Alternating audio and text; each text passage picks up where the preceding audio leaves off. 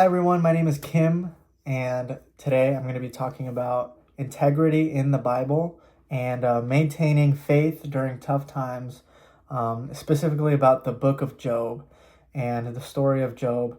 I think it's a very powerful story in the Bible, and I'm going to start off with a quick summary. Here we go, let's get into it. So, Job had everything, and one day Satan came to God, and God said, "Have you noticed my servant Job? Basically, he's blameless and upright." And then Satan said, "You have given him everything, and that's why he is like that." So that's what Satan said, and then God said, He said to take everything from him, but don't let him die. So Job loses everything, and his health, his wealth, his children, all that. And Job asked, why this happened? Why me? And I feel like a lot of us have asked that question to God. Why me? Why? So it's very relatable. And I feel like we've all done that. And God said, "Who are you to question me?" And then God blessed even more. At the end of it all, God blessed even more to him than he had before. And Job remained faithful to God this whole time. And this kind of just shows our proof of our faith during hard times, and it's very easy to be faithful to God during easy times. But during hard times, that's when the true test comes. All right, y'all. So Job 1, it said Job 1:1. There was a man in the land of Uz, whose name was Job, and that man was blameless and upright, one who feared God and turned away from evil. Okay, so to start off, it's saying Job was a man who consistently chose God. His integrity was part of who he was every day, and he chose God every day. Okay, so now let's jump into Job 1:21. Let's see here. All right. And he said, "Naked I came from my mother's womb, and naked shall I return. The Lord gave, and the Lord has taken away. Blessed be the name of the Lord." Okay, so when Job lost his wealth, his servants, and his children, he didn't curse God. He worshiped the Lord by saying, "Lord has taken away. Blessed be the name of the Lord." So he remained faithful. He remained to have integrity, and even when he lost everything. This was before his health. Now, we have to really understand one of the biggest points in Job is that Job didn't fake his feelings. He poured out his feelings, his pain, and he questioned God. But he never abandoned his relationship with God.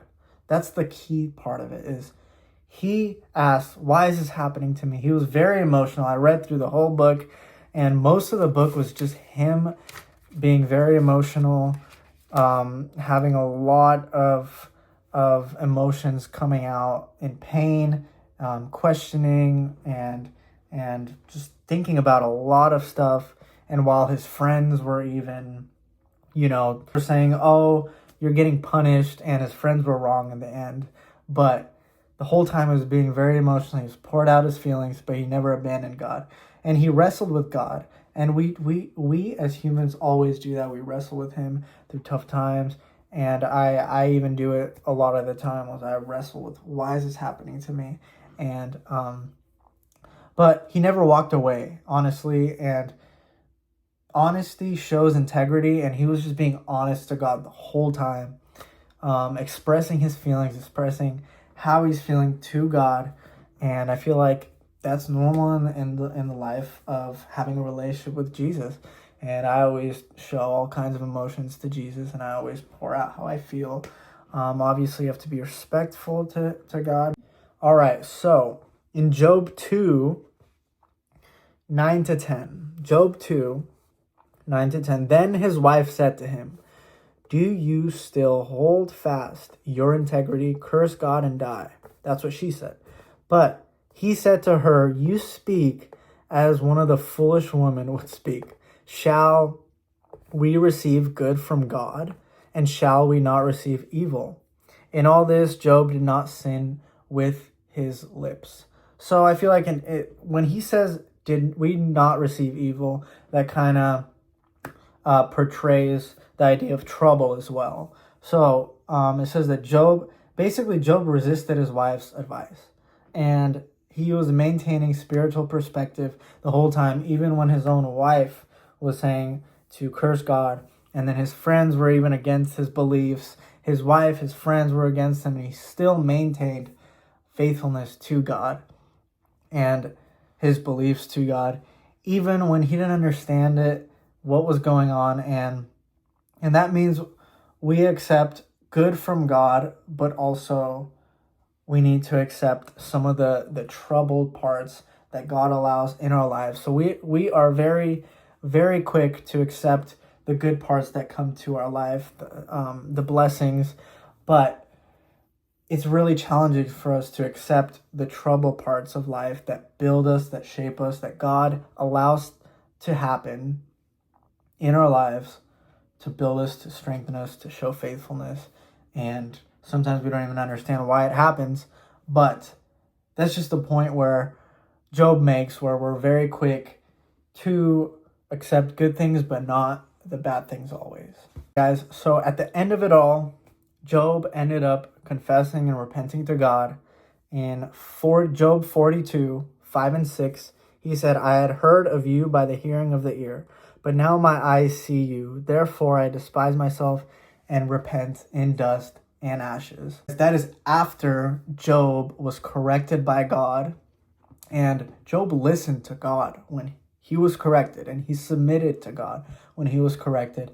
And that is showing integrity, and that's something that is very important, is integrity in your faith with God. And this was even when his friends were giving him false advice about God.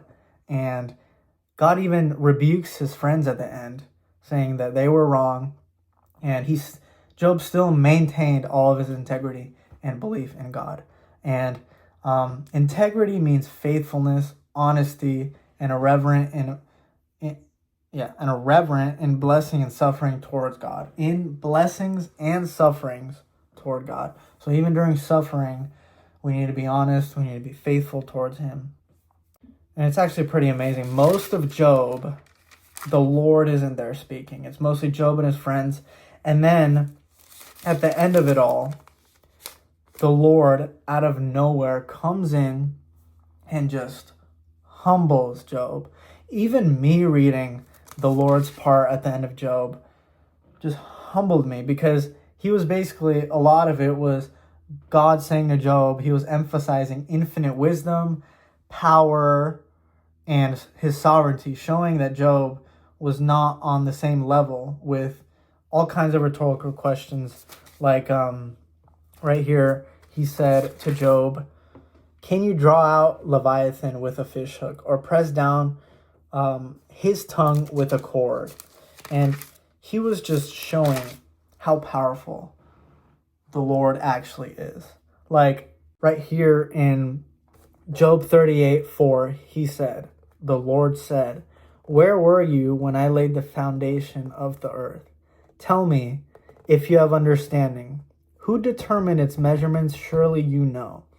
So he was just laying out everything, a lot of things that the Lord does behind the scenes, all kinds of heavenly realm stuff, all kinds of infinite wisdom on Job. And I think it was even me reading it just showed how powerful, the description of how powerful the Lord is and what he's doing behind the scenes.